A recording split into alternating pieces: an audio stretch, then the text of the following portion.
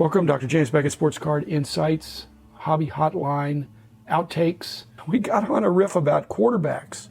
And I thought I don't usually do that, but getting questions and just extemporaneously thinking about who the top quarterbacks are. So I thought it was interesting. Like I said, I don't usually do that. And rather than do an episode that mimics that, this is what came out the first time we batted around. It was Jeff Denson, Deafness, and Brad Bethune, Texas Card Dude, and some callers as well. Rich Klein called in, Amy Buchanan, a few others. It's always fun. But thanks sponsors, Topps, Panini, Upper Deck, Heritage Auctions, Hug the Scott Auctions, Mike Stadium Sports Cards, Burbank Sports Cards, ComC.com, and Beckett Media, Beckett Grading, Beckett Authentication. So continue to enjoy the hobby, continue to enjoy Hobby Hotline, and I will be back again tomorrow with another episode. What do y'all think going all in on Kyler Murray?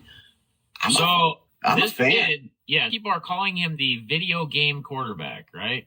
Because he continues to do some incredible things, get out of some insane pass rushes, should be sacked 2 or 3 times, somehow develops to find a way out, get out of the pocket, and then throw something deep and make some big plays happen, or just get out of the pocket, run and scramble. The hard part, just like with anybody that's still very young, it's a high risk. At any time, you can get hurt. How often do we see quarterbacks, ACL injury, some type of injury, or sometimes even an arm or an elbow from throwing the football? Those things can happen. Now, they can come back. Typically in today's world with most injuries, when players have to have surgeries, it used to be a year out. Sometimes they can be back in 8 weeks now. It's incredible where the medical side of things and all that's gone in the sports science. I'm a huge Kyler Murray fan. It's just, he's still very young. There's those chances, but that's the risk you take, right? If you don't take a risk, you can't get the reward.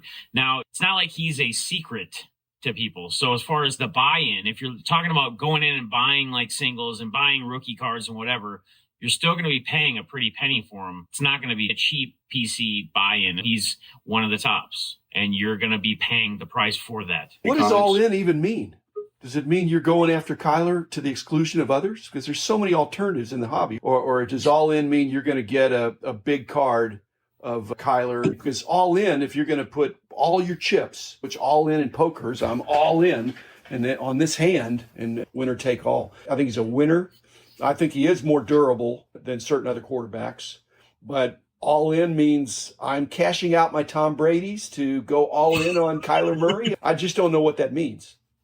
It's actually amazing, too, that the height he is, there's only one other real quarterback, at least in the playing days of today, that's, I think, isn't he under 6 foot? He's like Russell Wilson is the and that's it. Most quarterbacks are like 6'2" or 6'4" or 6'5", so they can actually see over the linemen. Most of the times his linemen are taller than he is.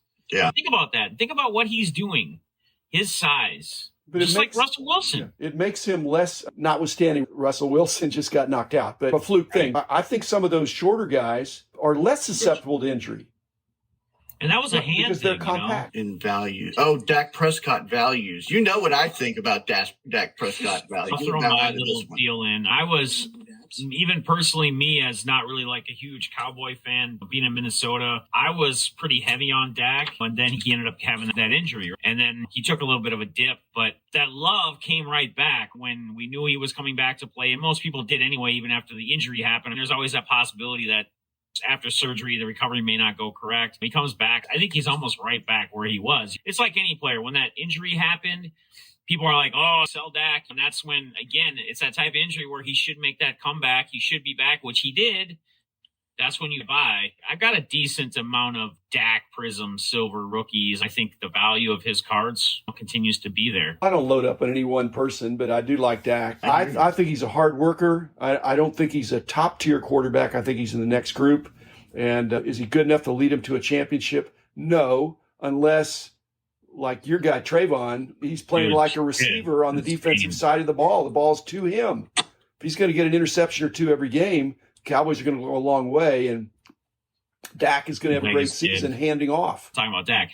So you said he is not in that top tier, which I could possibly agree with that. But I want to know who is in your top tier quarterback list. I think Patrick Mahomes. And Tom Brady is this last year, next to last year, whatever. I don't know how he can keep going, but he's amazing, and the system is built around him. Mahomes, I think, is the most gifted quarterback. in terms of throwing and stuff like that. Aaron Rodgers is right up there, although I'm not sure his supporting cast is good enough. Josh Allen, I'm waiting to see. But right now, if I was going to start a franchise, would you really take Dak over Patrick Mahomes? I don't think so. I don't know about over Mahomes. I don't think the Cowboys need to upgrade.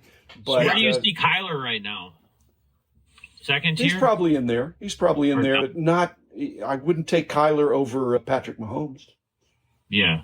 Right. Yeah. There's not many you would take over Patrick. Well, I think it should be hard for just about anybody unless they're really a hometown fanboy like Brody the Kid and saying Derek Carr every 2 seconds, which he is up there playing great this year. The whole Patrick Mahomes thing, and especially with him winning championship, being a Super Bowl champion, it's hard to take him out of that as he continues to play just amazing. So where do you see Justin Herbert?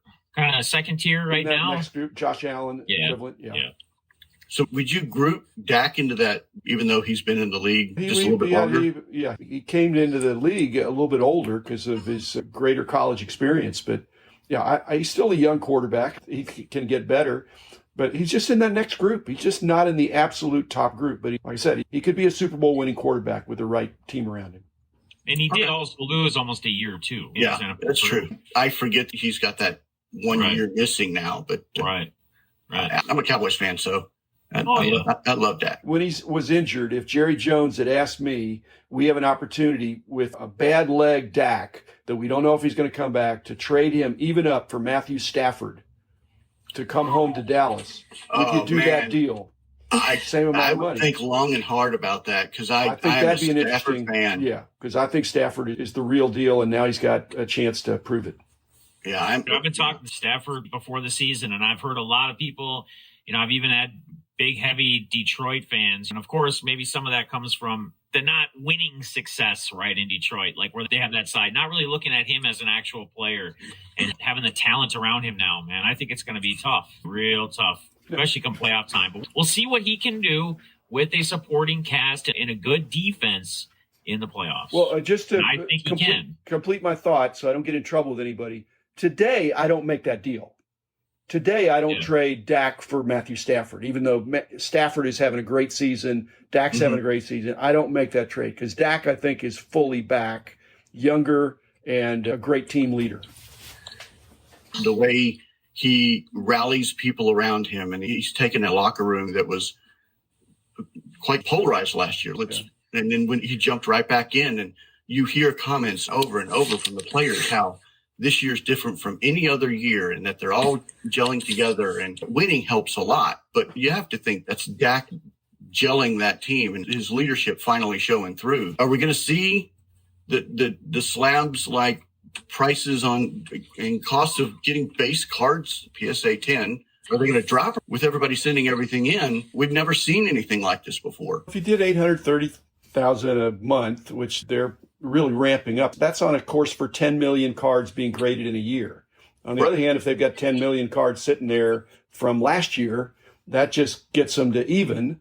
And I don't know that they're getting 830,000 cards submitted every month. They're not right now at these higher prices, but maybe they could. So they must think that. Yeah, I think the junk wax problem was that whole products that were opened up, no cards in the 88 Donruss set were worth putting in a showcase. Now people think if I get a PSA 10 or a BGS 10 or something, I could sell that perhaps. The junk wax slab era is not going to be across the board that PSA 10s are devalued. It's going to be the fact if you put in something a year ago to PSA of a person that was hot at that time, and even if you get back 10s now, if the person's out of the league or had some kind of a problem, then that's junk and you're going to wish you hadn't graded it, and you're going to sell it for whatever you can get for it because the demand is not there, whether it's a 10 or not. Because a lot of the newer cards are not hard. The gem rate group are breaking down those 830,000 cards. There's an awful lot of 10s, not on the vintage side, but on the newer side. And so a 10 PSA of an unpopular player that's not a big deal in any kind of registry, I think junk means it's going to go for less than what the cost of grade. And that's already happening for some cards. Even a 10. I have an account on ComC, and I have cards graded that are not 10s. I'm getting them picked off when they're priced by me at less than the cost of getting it graded. And if you're a player collector of that person, that's an 8.5 or a 9 of a more recent card, but it's less than the cost of grading. But nobody's going to buy it to flip it, I don't think, Brad. That's my point. No, yeah. That's what makes it junk. But if you're a true collector, then you're seeing this as a buying opportunity. If you're a Broncos fan, you're going to pick up the Broncos. And you're going to be happy that you got them for half what you would have gotten because there's an oversupply.